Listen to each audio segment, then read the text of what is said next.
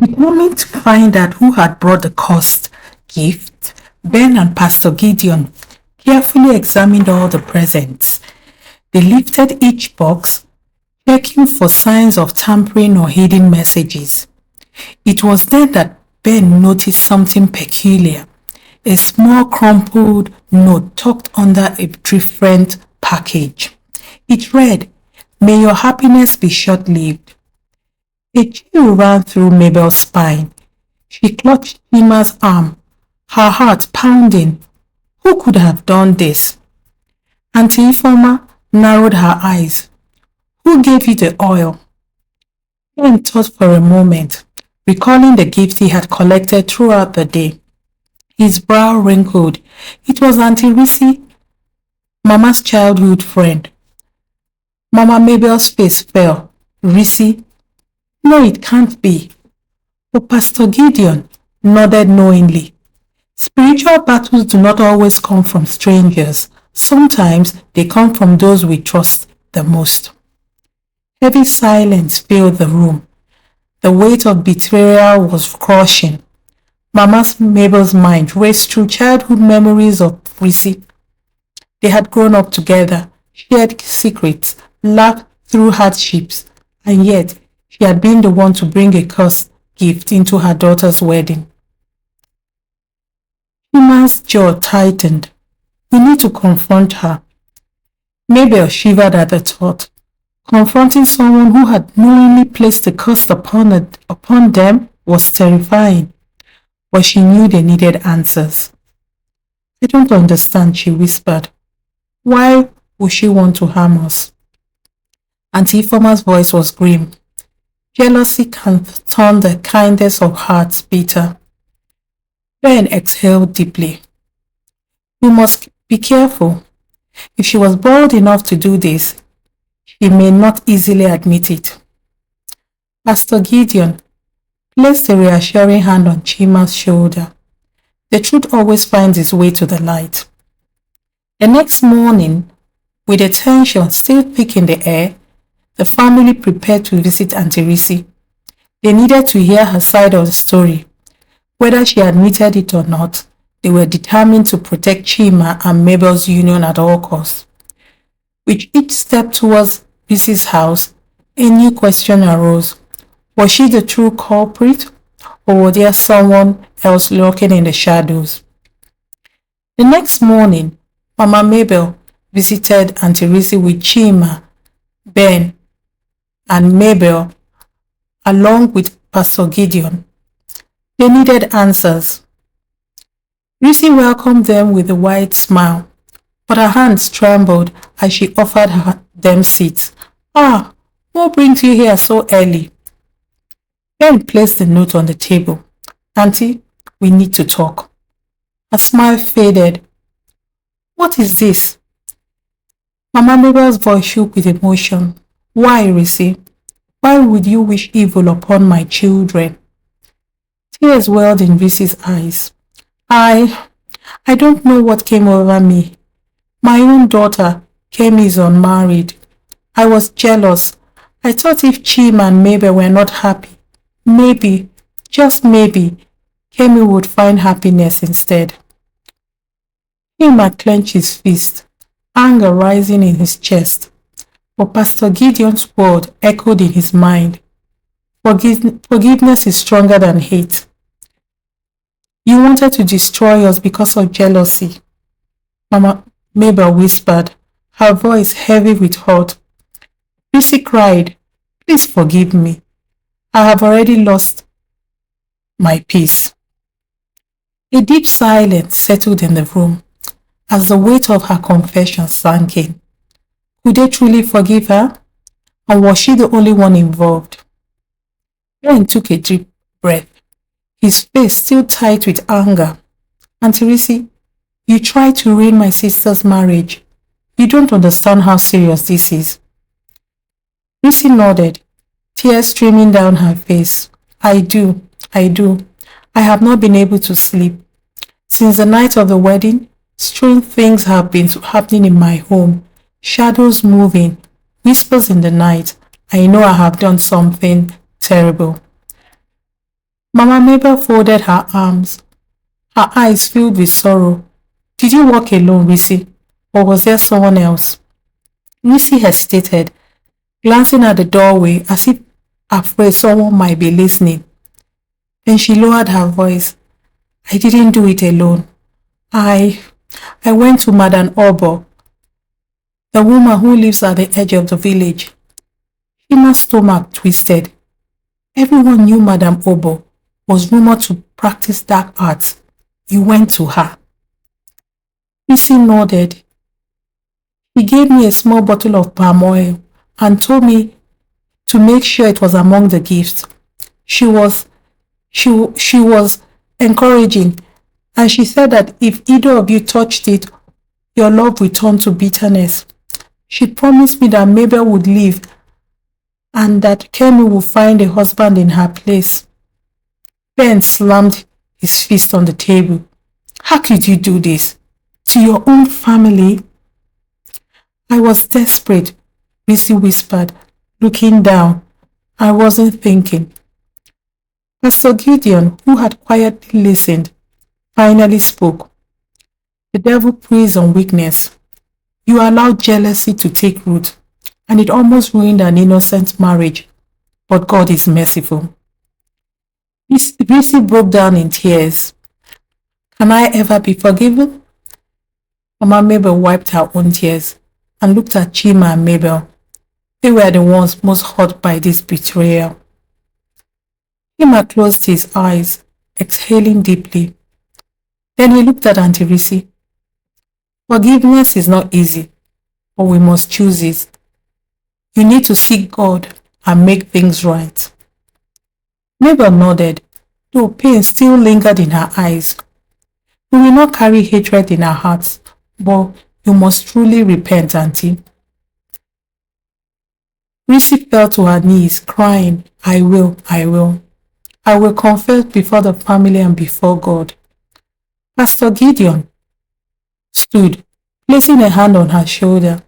It is not too late to turn back to God, but there is one more thing to do. They all turned to him, waiting. We must go to Madame Obo, he said firmly. This must end completely. The room grew tense again. Was the battle truly over, or had it just begun? The journey to Madame Obo's house was silent, tense. Chima, Mabel, Ben, Mama Mabel, Auntie Rissy, and Pastor Gideon walked down the narrow, dirty path leading to the outskirts of Olorunwa. The air was thick with humidity, and the rustling of leaves in the distance sent uneasy chills down their spines. Madame Obo's hut stood at the end of the path, hidden among the overgrown trees. The mud walls were cracked, the thatched roof sagging as if the weight of years pressed upon it. An eerie stillness surrounded in the place. No birds chirped, no crickets sang. Even the air felt still. Rissy trembled as she stepped forward, her voice barely above a whisper. She won't be happy to see me. Pastor Gideon placed a reassuring hand on her shoulder. We do not come in fear. We come in the name of truth. Ben knocked firmly on the wooden door. At first there was no response. Then slowly it creaked open. The smell of burning herbs and something more pungent, something rotten, wafted out. Madame Obo sat inside, her back hunched, her fingers moving over a bundle of strange-looking cowries. Her eyes, sunken and unreadable, flickered up at them. So you have come, she murmured, her voice raspy. Chima's stomach twisted. How did she know? Rissy swallowed hard. Madame,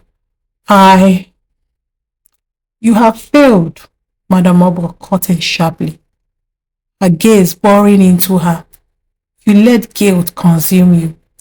You brought the seal before it. You actually broke it before it could take full effect. Mabel's grip on Chima's hand tightened. "What sale?"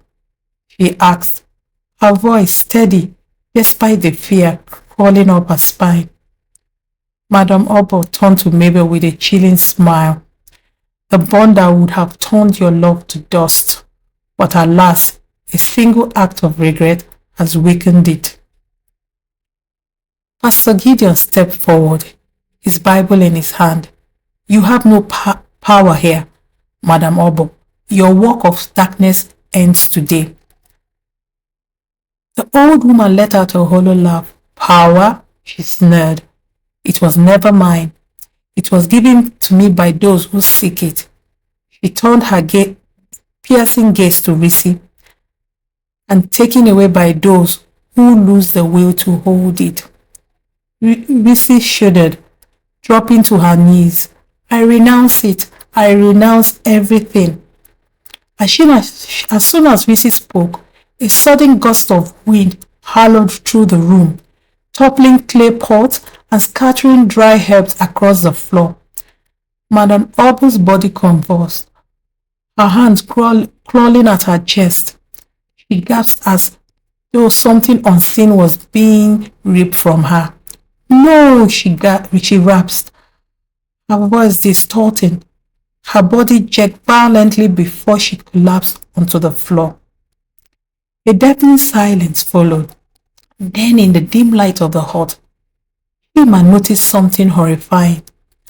Madame Obo, one dark hair, had turned completely white.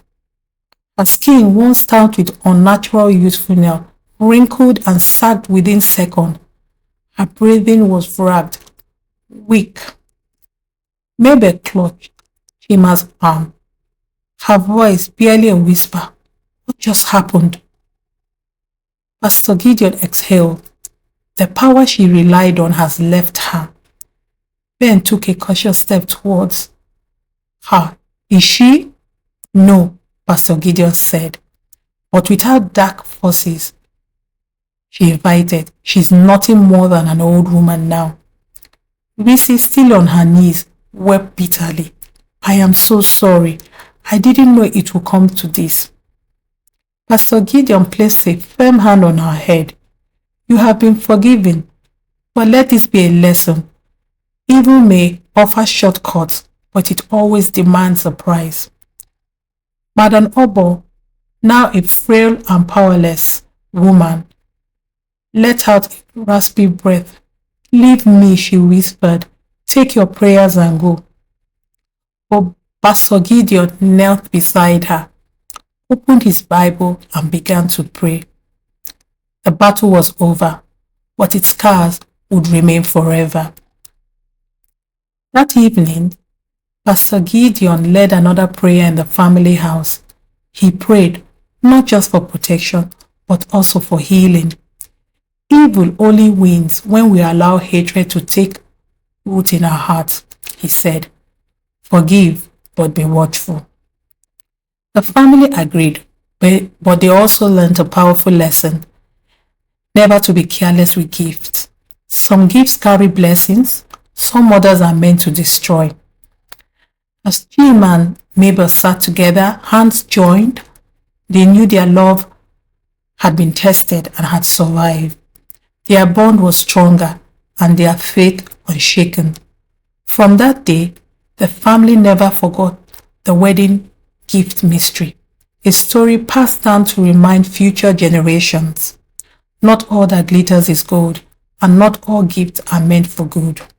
Lesson learned. Not all gifts are given with good intentions. Always be spiritually discerning. Envy and jealousy can come from unexpected places, even close family and friends. Forgiveness is a powerful tool that brings peace and healing, even in the face of betrayal. Prayer and faith serve as a strong shield against unseen evil forces. Love and unity in marriage can withstand any trial when rooted in trust and faith. And finally, it is wise to follow cultural and spiritual traditions that protect against any evil or harm. The end. I hope you've enjoyed this story. Please like, share, and subscribe. Bye.